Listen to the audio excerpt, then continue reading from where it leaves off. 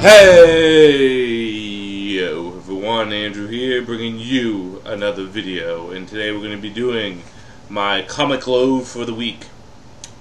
But before we actually get into the comic load, let's talk a little bit about Comic-Con, because a lot of stuff has come out thus far, like the AQUAMAN trailer, or like the SHAZAM trailer, or the Harry Potter trailer, or the TITANS trailer, Young Justice, or all the CW shows and all the various other stuff. But before we actually talk about that, let's talk a little bit about Dragon Ball Super BROLY. Yeah.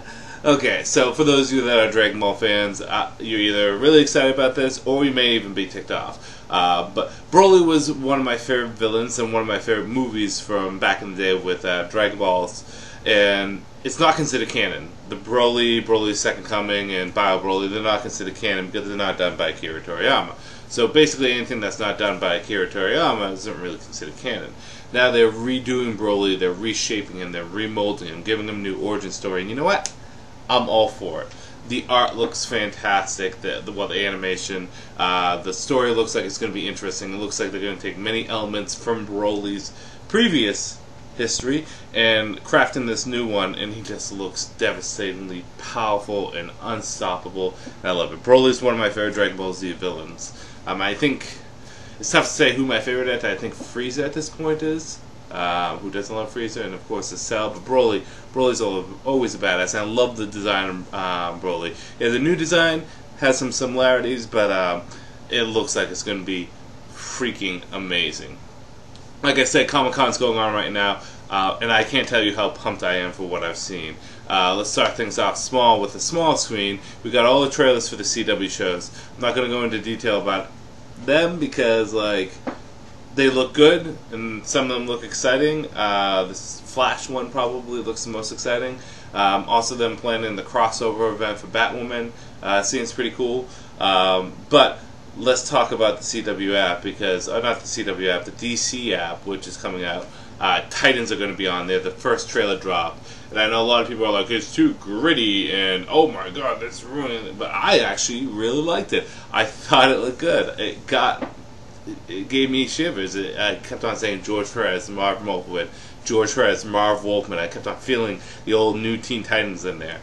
So I'm really pumped for that. I thought it was great. A little sassy with language, but it looked really great. And then the Young Justice trailer, we had a little bit of what's going on with that. I'm pumped Young Justice is back. I think it's one of the best animated shows to come out.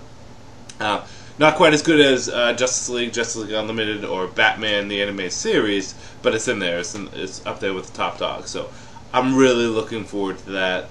It looks like it's going to be a great continuation of where we left off years ago with Season 2. On to the AQUAMAN trailer. Bloody hell, it was amazing.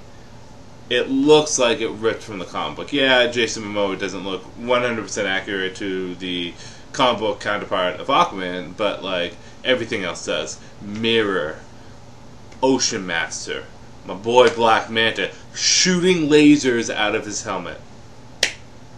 Have mercy. I am pumped. The trailer looks fantastic. And we got the Shazam trailer too, which looks great. It looks beautiful. Shazam looks good. It has funny humor. It has some good, nice New 52 elements thrown in there. It just looks fantastic.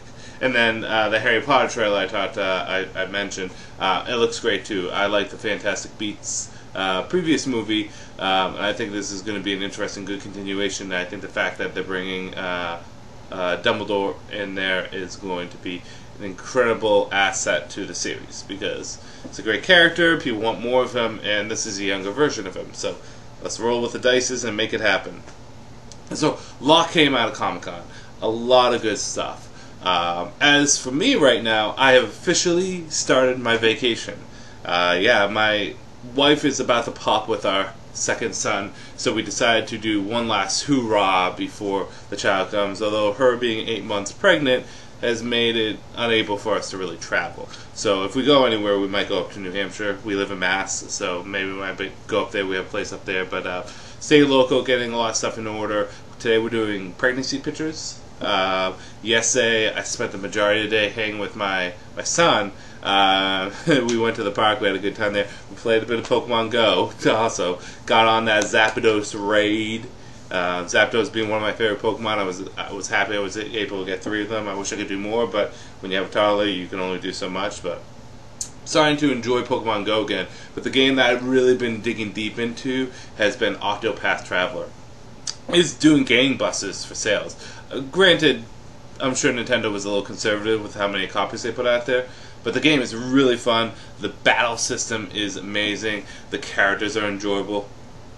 And what I like, and again, I'm not at the end of it. I'm only, I want to say 6 hours in, 5 hours in, so not that much. I have 4 party members right now. I start, and I don't know all their names yet, but I have Ophelia, the cleric, as my first one, the main one. I have the huntress, the hunter, the ranger. I forget her name. I have the thief, and I just got the apothecary. Is that how you pronounce it? Which is kind of like the cleric-ish. That isn't a cleric, so I'm en route to go to the dancer next and move my way up. But the game is so fun. I love it, and again, I'm only a couple hours into it, but it doesn't feel like it's the end of the world. Like, it feels like just adventurers having adventures. So if you get a chance to pick up Octopath, pick it up. It is well worth it. As for update for Patreon, I know I haven't really been putting too much up there, mainly because we've been really preparing for my son to come up. But now that I'm on vacation, I'm going to start my timeline video, and I'm going to post it up into different sections. So I'm going to do an introduction section. I'm probably going to do that tomorrow, and then after that I will break it up into various different things. I am missing a couple of volumes from the Rebirth Detective Comics, but I said, we're just going to do it anyways because I want to get this timeline video out. So if you want to get into the timeline video, I know a lot of people have been asking me, everyone's been asking me, when's the next timeline video, when's the next timeline video? I've made it very clear and simple to you guys here. If you want to see it, it's going to be on Patreon at the end of this month. I'm probably going to put up the introduction video where we're going to talk a little bit about the lore, about how continuity works with Batman, how continuity works with the DC Comics, and how you should approach continuity in general with Batman. It's going to be a big continuity video, and then after that we're going to jump into different versions of how you can tackle that timeline, how you want to display your comics, or just generally how the order of events happen with Batman. So again, I'm going to say it again. If you want to see my new timeline videos, they're going to be up exclusively on Patreon. You can just drop $1, get in access. You get early access to all my videos. This is going to be an early access video, as well as access to my timeline videos and also my movie reviews, among various other exclusive things that I'm going to be putting up there. Once my son comes in, I'm going to be having the opportunity and chance to do a lot more videos because we won't be doing as much planning, and infants are incredibly easy to handle. I mean, knock on comic book. My son, when he was an infant, I was playing more video games than I am now. Now you have to watch him and be like, don't touch it, don't touch it, don't touch it. No, no, 5, 4, 3, 2, 1. Like, half of being a father is me, like, getting that look down and be like, no, get back here. Get back here. We talked about that. Get back here. What did Dada tell you? So, I love my son. He's a good kid. He's just a toddler. But, so yeah. So that stuff's going to be happening. And as always, thank you to everyone that supports me on Patreon. As always, on my Comic Load videos, my $5 backers, I give a shout out to the Bat Brand, which would be Sammy, Paul for the game Comic Geek, and then finally my boy Connor from OKayFabe, who has recently started a new online podcasting service. So if you want to get into some really great, informative, passionate wrestling stuff, wrestling reviews, wrestling thoughts, go check him out. He's the man, right? So, in saying that, we're going to jump into our comic load and get everything rocking and rolling. And we're going to start where we always start, with just a little bit of Batman in our life, with Batman issue number 51. Got both covers. The variant cover is pretty gorgeous. Love it. Long and short of it is that, so the wedding didn't happen. Batman isn't handling too well. If Catwoman's goal was to make him the best Batman he can be because he has misery in his life, oh no, he's gone down a dark road. Batman has thrown himself so much into the role of being Batman. He's become violent and uncontrollable, and just raging. In particular, he takes his rage out on Mr. Freeze, who he basically beats a confession out of Mr. Freeze that may not be an actual confession. It might just be Mr. Freeze be like, please stop hitting me. So, because of which, they're having a trial for Mr. Freeze, and Batman is part of the jury. So, with Bruce being on the jury, Dick Grayson steps into the role of being Batman for the third time. Yeah, this is a Prodigal story, then after Batman R.I.P., and now this. And a few things sprinkled here and there. But he's filling in. And that's the basic gist of the story. Good, bad, whether or not you should get it. I think there were some good moments in this. Bruce expressing his pain was really nice. I thought the ending with when they did the vote on whether or not Freeze was innocent and guilty was pretty nice. I thought the art was gorgeous. I particularly liked the Dick Grayson moment when he shows up, and I'm going to give you a little spoiler. He shows up as Batman, and instantaneously, without even looking at him, Commissioner Gordon goes, "You're not him. You're the other one. Is he okay?" And Dick just says, "No. How can I help you, Commissioner?" It's a fantastic scene that Gordon knows Batman well enough that he knows that's not Batman, and then Dick saying, "No, he's not all right." But the only thing that I don't like about this issue is the fact that... Oh, and I also like the fact that Dick is helping out Bruce, right? When all is said and done, when your heart has been torn apart the way that it has been with Bruce, you go back to the beginning, right? You go back to your best friend. And I know they try to play off that Superman, because he was the best man, but Dick's his prodigal son. He's Bruce's sidekick. He was Bruce's sidekick. He was the first Robin. And I think he's the closest to Bruce, and he understands Bruce the best. Where Tim, Damian, Jason, Barbara, all the rest of them might have emotions thrown in, Dick's able to see through the BS. So it's really good to see Dick in there. But the only thing I didn't like is, why are they having a trial for Mr. Freeze? Right? Because... and it makes sense, kind of, right? But every time Mr. Freeze has done anything crazy, or even the Joker or Two-Face, they just get locked up in Arkham. I mean, I can't tell you how many times Freeze has been sent to Arkham. So it's kind of weird. Why? I mean, it works for the story, but like, does every villain get to trial? Does Joker go to court every time he comes back and kills like 20 people? Do they have to prove it? And then what's the end result of this? Does that mean that Freeze is just going back to Arkham? Or what does it mean afterwards? Does he go to Blackgate? Like, it raises a couple questions about the judicial system of Gotham, which, let me tell you, is a mess regardless. So I'm not going to... revolving door of villains getting out. But it's just like, well, if this is happening for Freeze, this specific instance, what about all the previous instances? And more importantly, what about all the other villains? So that was kind of confusing to me. But for the most part, great issue, although I'm still sour about the marriage not happening, and I'm still a little pissed off at Tom King and DC Comics. I have to give credit where credit's due. Issue number 51 was pretty fun. Number 17, a Batwoman. Now this issue is Batwoman trying to pick up the pieces of her life, and while there is a lot going on, mostly with a new drug that's introduced by Clocking, right? That allows people to see things 5 seconds in the future, apparently, or whatever. It's silly, but it's comic book. So, Batwoman needs to work with her old flame, Renee Montoya, to stop this drug going around. And while this is going on, she's trying to put in the past. Everything that was the past for her, she's trying to move on from. This issue is more or less a character study than Biff, Boom, Pow. There's not a lot of action in this. There's a couple fighting, but not much. This is more or less starting the healing process for Batwoman, because she's kind of been on a roller coaster of emotions and feelings and turmoil and where her loyalties lie. And while she's not back on the right path, I think she's heading in the right direction. She's not 100% yet, but this issue was really, really fun. I enjoyed this, and I feel as though Batgirl has really hit her stride really nicely. Marguerite Bennett does a very good voice for her. I don't want anyone jumping else on the book, because she handles her so well. The Brave and the Bold, Batman and Wonder Woman, issue number 6 of 6 of this miniseries. Now, I've been praising this miniseries for its art and for its more detective take on things, and now we have the end of this issue, the end of the series, and I was a little baffled. I was confused by what was going on. I don't think the story was clear cut. A lot of stuff just happened and then resolve and happen again and get resolved.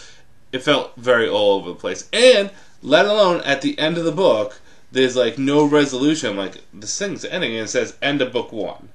So there's going to be another Brave and the Bold series, and is it going to be Batman and Wonder Woman, or is it going to be Wonder Woman and someone else, or Batman and someone else? I don't know. For a series that was so strong through the first 5 issues, issue number 6 was a little disappointing. Pick it up if you've committed so far, but I really wasn't too fond of this. Another issue that I wasn't really in love with was Green Lantern's issue number 51. And this is odd because I like Jurgens, and I think the concept of the issue is pretty good. They're dealing with a murder that's within the Green Lantern Corps with one of the Guardians, and Simon Baz could possibly be the suspect, but we all know he's not. It's going to be someone else. I'm just not interested. For some reason, Green Lanterns has lost its grasp on me, and I can't understand why. Maybe it's just because in the beginning it was so loud and bombastic, and yeah, it wasn't perfect, but it did its thing and it did its own way. It just feels like hitting the same chords that we do with every Green Lantern story. I would yeah, the Red Lantern story wasn't the best, but it was fun and it was different. And the going back in time and dealing with the first Lantern, that was bombastic and different. I need something different with this book. It just feels too much like Hal Jordan and the Green Lantern Corps light. Damage, issue number 7. Now this issue isn't really about Damage, but it should be. I'm still looking. I'm still learning everyone's names, but Eye Patch Military Lady, we get a bit of her backstory and why she's doing what she's doing throughout this whole entire book. And I was expecting this to be a character development in this particular issue. I was expecting Biff Poo Pow, but similar to Batwoman, it was a great issue that kind of expanded on the story of various different characters. So I really enjoyed Damage in this issue, and I think it's one of the best comics to come out of DC Metal. New Challengers. So this is one of the books I really do enjoy. The last 2 issues were fun. This issue, though, I'm getting a little sick of the twists and turns, right? Last issue was fun with the twist with the original challenges coming back, but there's like 2 more twists that go on in this, and it's just annoying. And I'm a little lost on who's fighting who or what's happening and how it's happening, and I feel it's a little too jumpy. That's my problem. The art is beautiful. I think the backstory that was done in this was great. I think the characters are starting to get fleshed out, but there's too many twists and there's too much jumping around. Right? So, take that for what it is. Hopefully issue number 4 picks up better.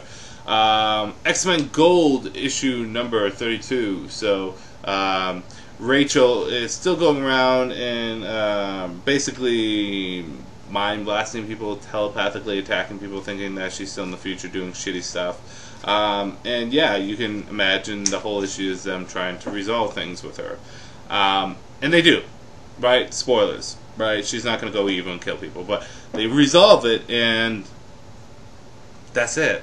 What was this issue about? This feels like shitty filler, so I don't know what's going on with this. I don't understand it. Batman Gold in the past 2 issues, not Batman Gold, wow. Imagine if they did have Batman Gold. X-Men Gold in the past 2 issues have been kind of disappointing. But you know who has not been disappointing? X-Men Red. X-Men Red issue number 6. This gives us a bit more of a backstory of Gentle, who is the new mutant as part of the team. There's some really cool Jean Grey stuff, and we get to see her kind of really tap into her powers without having the fear of the Phoenix Force. And I really like the costumes. I think these X costumes are good. Jean Grey's, I don't like the shoulder pads. I think it's a little much, her shoulder pad. But I think everyone's Storm's costume. I think Storm's, Wolverine's, was it Binary? No, Trinary. Nightcrawler's, Gambit's. I think all the costumes look good. I think this is the best Gambit costume I've seen in a while. So, X-Men Red, continue picking it up. Thor issue number 3, there is going to be a wedding, and it's between Balder and Hela to unite the forces of the underworld against Cinder, I think her name is. Whatever. And basically, Thor has to go to Valhalla, but to go to Valhalla, you gotta die. So that means Thor's gotta take a risk and allow himself to be killed. How he's gonna do that? Well, you're just gonna have to read and see. This issue was pretty fun. I think the first half of the issue was a little too wordy and not necessary. Big fight between everyone. But when they actually got to the wedding and him needing to go to Valhalla, it started to pick up and it did a good job. I really enjoyed Thor issue number 3. It does have its faults to it, but I think this is a good start to a good series. And ending things off is Justice League issue number 4. So yeah, we get to see more of the Legion of Doom pull their strings and do what they need to gain access to unlimited power, to the Source Wall. And basically we see them grow in power. We see Grodd grow in power with the Stills Force. We get to see more of the Ultraviolet Lanterns with Sinestro. He has this massive core. We see Lex Luthor and Joker take over Superman and Martian Manhunter. And we see Cheetah, Wonder Woman, Black Manta, and Aquaman all fight, but not in the way that you think it's going to be. This was a much better issue than the last issue, which was still a good issue. And I felt as though it was a little bit more coherent, like everything kind of tied together much better. It wasn't all over the place. And I enjoyed it. I think this was a solid issue through and through. Pick it up. As for my pick of the week, it's tough to say, but I am going to fall back on my default and go with Batman. The issue was great. It was a fun kind of different story, different take, and we're dealing with the repercussions of what happened between him and Selena. So, but that's all I have for my comic load for this week. I'm going to be posting up some more videos this week because I am on vacation. Hallelujah. 7 days going forward. It's technically a 9-day vacation. This is day 2, so 7 more days, and I'm pumped. I'm really pumped. And I'm pumped that my son's going to be coming, my second son. So I'm really excited to meet him and all that jazz. So with that said, I'm going to end this video here. This is Andrew saying peace out for now.